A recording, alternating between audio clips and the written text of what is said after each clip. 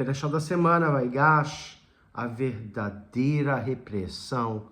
Um dos pontos centrais desta Perashá é o momento em que Yosef revela a sua verdadeira identidade aos irmãos. Conforme está escrito no livro de Bereshit 45, eu sou o Yosef, meu pai ainda está vivo. Começa assim essa Perashá. Hoje é o último dia das velas de Hanukkah, então é a Perashá da semana, Vaigash, e a gente vai comentar um pouquinho sobre ela.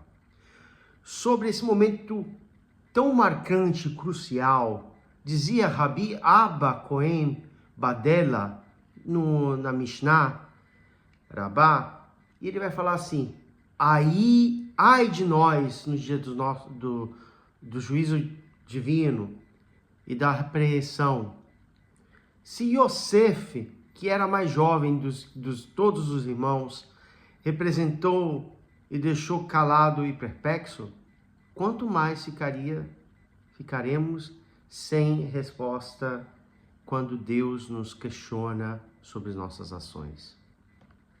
Vamos analisar em que consiste a repreensão. Aparentemente, Yosef apenas se apresentou e perguntou sobre seu pai, Yaakov Avinu. Embora Rashi esclareça que seus irmãos ficaram calados devido à vergonha, não encontraram palavras diretas de repreensão. Um rabino chamado Haim Shmulevitsky, ele escreveu um livro chamado Sichat Musa, deduz que a verdadeira repressão não está em gritos ou repreender diretamente, mas mostrar às pessoas os erros que elas cometeu. Quando alguém percebe a sua própria falha, a repreensão é recebida automaticamente. Quando Yosef disse aos seus irmãos, eu sou Yosef, e ele estava, na verdade, dizendo, eu sou o irmão que vocês venderam como escravos, pensando que assim anulariam os meus sonhos. No entanto, foi essa venda que possibilitou que me tornasse o governador do Egito. Agora vocês comprovam que os meus sonhos não eram uma fantasia ou um delírio, mas sim uma profecia verdadeira. Assim, podemos entender a vergonha e o silêncio dos irmãos de Yosef.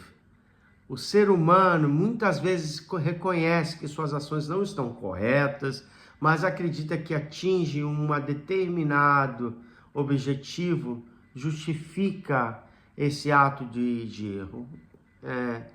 Esse raciocínio é resumido na famosa frase, os fins justificam os meios.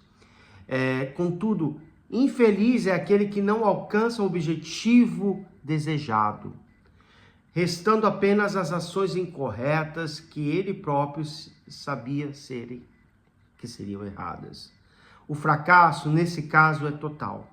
Os irmãos de Yosef sabiam que não era correto vender o irmão e fazê-lo sofrer, mas justificaram com esse ato para impedir que ele alcançasse o poder e realizar os seus sonhos. Quando o objetivo dele não era alcançado, quando o objetivo deles foi alcançado, não havia como justificar os meios utilizados. A lição aqui, devemos aprender que o fim não justifica os meios. O que importa são as boas ações e os resultados dela estão nas mãos de Akadosh Baruch Hu. Não devemos fazer cálculos pensando em resultados finais, mas sim cumprir nossas obrigações, deixando que o Eterno, bendito seja, determine o que faça para o bem para todo mundo. Meu pai ainda está vivo. Quando Yosef quis reter Benjamim como seu escravo, foi Yehudá que com palavras emocionantes escreveu o carinho especial de Jacó por seu filho mais novo, Benjamim, único remanescente de sua amada esposa Rachel, após o desaparecimento de Yosef. Yehudá explicou que Jacó não suportaria perder também Benjamim e que ele, Yehudá, era responsável devolvê-lo ao pai em segurança. Nesse momento, Yosef não conseguiu mais conter e ordenou que todos os egípcios saíssem do recinto para que ele pudesse revelar aos irmãos. Sua pergunta, meu pai ainda vive, tinha um duplo significado. Meu pai realmente está vivo? Depois de tudo que vocês fizeram? Vocês enviaram minha túnica ensanguentada para que ele reconheça e nunca mais se preocupe com o sofrimento dele naquela ocasião? Agora vocês clamam por piedade por Benjamim, mesmo que ele mereça ser escravo por ter roubado a taça? Mas quando eu pedi piedade, vocês me ignoraram e aplicaram sua justiça. Essa pergunta, meu pai ainda vive, tornou-se uma terrível reflexão ao expor a contradição na atitude dos irmãos. Talvez seja assim que Irache se refere quando fala de vergonha deles. A contradição humana. O Midrash também nos lembra que no dia do julgamento divino, o ser humano enfrentará a sua própria vergonha. Estamos repletos de contradições, porque ao comprar uma casa cara, não nos preocupamos com o preço, mas adquirir uma mezuzá, buscamos a mais barata, porque hesitamos em doar para a caridade, alegando dificuldade financeira, mas gastamos luxuosos hotéis, viagens suntuosas, desnecessárias. Por que nos custa levantar tão cedo para as orações de Shacharit, na sinagoga, ou ir para o Shabat, mas conseguimos acordar facilmente para viagens ou eventos que requerem divertimento? Cada um de nós poderia listar inúmeras perguntas semelhantes, para que os quais não temos respostas, só nos resta abaixar a cabeça em vergonha. A lição do Talmud aqui, o Talmud Yoma 35, ensina que no julgamento celestial, se um pobre argumenta que não estudou Torá devido à pobreza, será questionado. Você era mais pobre que o Hillel? Todo o conhecimento da história de Hillel, que arriscou sua vida para estudar a Torá?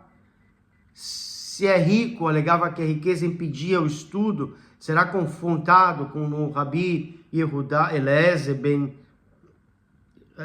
Rabi Elazar, que herdou inúmeras casas e cidades, mas dedicou inteiramente ao estudo da Torá.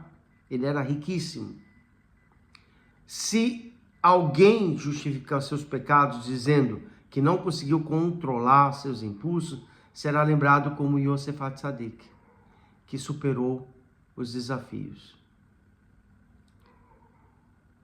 Esse exemplo mostra que cada pessoa tem forças ocultas para superar os desafios, mas muitas vezes não acreditamos no nosso próprio potencial. Repreensão de Yosef é um exemplo pessoal. A lição de repreensão de Yosef vai além. A nossa própria ação nos obriga a sermos melhores. Se já demonstramos que podemos guardar um Shabat como se deve, por que falhamos em outras ocasiões? O preceito que cumprimos corretamente são as provas que somos capazes de nos elevar. Como empregador que espera consciência de um funcionário após demonstrar capacidade, assim também devemos agir com os nossos preceitos e nossas atitudes. Conclusão: a palavra de Yosef para os irmãos não era simples, continha uma mensagem profunda tanto para ele, quanto para nós. Devemos conduzir nossas vidas com a clareza de que o fim não justifica os atos, os meios. Nossas ações devem ser corretas, refletindo a vontade do bendito seja. Em nossa atitude, devemos ser coerentes para que não nos tornemos os próprios acusadores no julgamento divino. Shabbat Shalom.